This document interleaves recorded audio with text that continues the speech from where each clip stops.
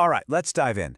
Today, we're going to travel back in time to medieval India. Now, this was a period of really rigid rules, but also a time of deep spiritual searching, and we're going to uncover a movement that completely changed the game, that changed the very idea of what it means to connect with the divine. So, I want to start with a big question, one that really gets to the heart of what we're talking about today. What if salvation, that ultimate spiritual goal, what if it was available to everyone? I mean, every single person, no matter who you were.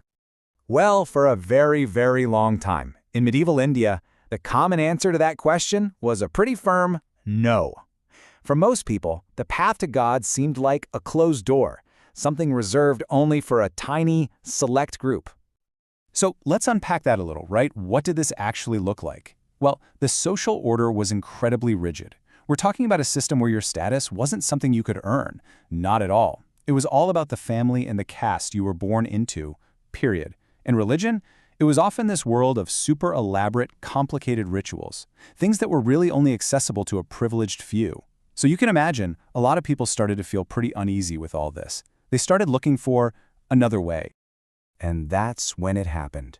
That other way, it arrived in the form of a truly revolutionary idea. It was like a spark that first lit up in South India, and it was about to become a fire that would sweep across the entire subcontinent. And this was it, the path of devotion. So what was at the heart of this new path? It was a simple idea, but it was so profound.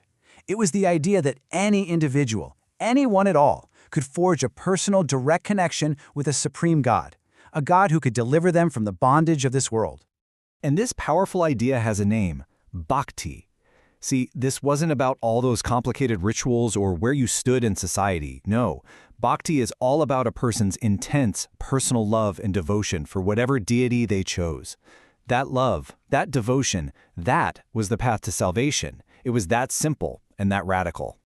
And you really have to appreciate just how radical this was for the time. I mean, the path of Bhakti was suddenly thrown wide open. It didn't matter one bit if you were rich or poor, a man or a woman, or from what people called a high or low caste. Suddenly, this idea of a God that was accessible to everyone, an idea that actually had deep roots in texts like the Bhagavad Gita, just exploded in popularity. It gave rise to these incredible poet saints who took this message everywhere.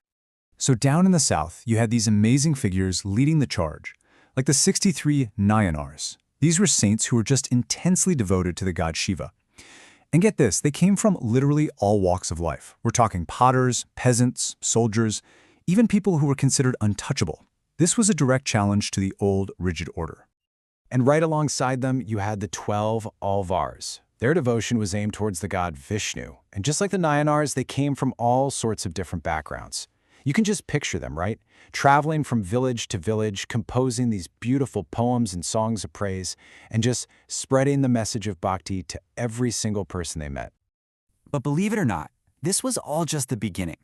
As this powerful idea of devotion started to spread northward, it didn't just get bigger, it evolved. It started sparking these really intense philosophical debates, and it inspired a whole new wave of reformers and mystics. And this led to a kind of major philosophical crossroads. Think of it as two big competing ideas about the ultimate reality. On one side, you've got the great philosopher Shankara. He argued that the real path was through knowledge, understanding that the world we see is an illusion, or Maya, and that the ultimate reality, Brahman, is totally formless. But then, on the other side, you have Ramanuja. He was deeply influenced by those all of our saints we just talked about. And he said, no, the true path is through devotion. Devotion to Vishnu, he argued, is what leads to salvation and grace. Okay, so this whole spirit of questioning just kept getting stronger, and it led to even more radical movements. Down in Karnataka, this new movement popped up called Virashaivism, and it was led by a figure named Basavanna. And these guys, they didn't just question social norms. Oh no, they went after the very foundations of religious practice itself, rituals, temple worship, the whole shebang. And just listen to this incredible quote from Basavanna. He says, "My legs are pillars, the body the shrine, the head a cupola of gold." Wow. Think about what he's saying there. He's asking, why do we need to build temples out of stone? My own body, this is the true temple. It's a complete reimagining of worship, right? He's locating the sacred not in some external building, but right inside the human being. So, As this whole Bhakti movement reaches its absolute peak in North India, it gives rise to some of its most powerful and, honestly, most enduring voices. We're talking about saints and poets who really took these ideas and brought them straight to the masses. Now, here's what's so fascinating. These northern saints, they didn't all do the same thing. They kind of split into two different camps. On one hand, you had saints like Tulsidas and Surdas. They worked within the existing beliefs. They focused on figures like Rama and Krishna, and their goal was to make those beliefs more accessible to everybody. But then, you had the other camp, radicals like Kabir and Baba Guru Nanak. Their goal? A complete and total rejection of orthodox religious traditions. Let's talk about Kabir for a second, because he is just an incredible figure. He was a weaver from Benares, so, a common person. And his teachings were nothing short of revolutionary. He basically argued that the supreme God was formless, that God couldn't be boxed into Brahmanical Hinduism or Islam. He openly made fun of external worship, the priestly classes, the caste system, all of it. And you can really feel this idea in his poetry. It's so beautiful. He basically asks, why are you looking for God in a temple or a mosque? Instead, he says, search for him in your heart, in the heart of your heart. There he dwells, Rahim Ram. I mean, for Kabir, the divine was this single universal thing. You don't find it in buildings. You find it inside every single one of us. And then you have Baba Guru Nanak, and he took these ideas even a step further. It wasn't just about personal belief for him. No, he went beyond that and actually established the framework for a whole new community, a new path built on the rock-solid foundations of absolute equality and a real commitment to society. And his teachings were so clear and so practical. He emphasized the worship of one God, and he insisted, absolutely insisted, that your caste, your creed, your gender, none of that mattered for liberation. And this wasn't just some abstract idea, right? His followers actually put it into practice. They all ate together in a common kitchen, the langar, to show that everyone was equal. His core message was simple and powerful. Nam, Dan, Isnan. Right worship, the welfare of others, and purity of conduct. So, after all that, you might be asking, okay, but why does this still matter today? And the answer is, because the legacy of these saints, of this whole movement, it isn't just some dusty piece of history. Not at all. It's a living, breathing part of our culture right now.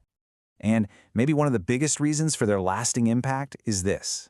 They didn't write their poems and songs in some high-level scholarly Sanskrit that only a few people could understand. No, they used the languages of the people, the regional languages that ordinary folks actually spoke every day.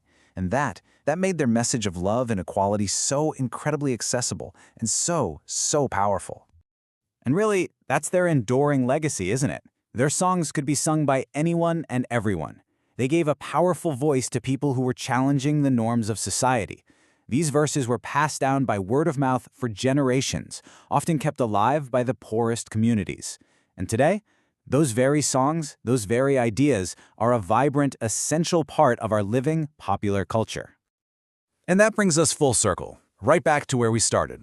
What the Bhakti movement showed us is that when belief becomes truly personal, when it's about that intense, direct connection between you and the divine, it holds an unbelievable power. A power not just to change one person's life, but to completely reshape society itself. So I'll just leave you with this thought. What kind of power does that personal belief hold for us right here, right now?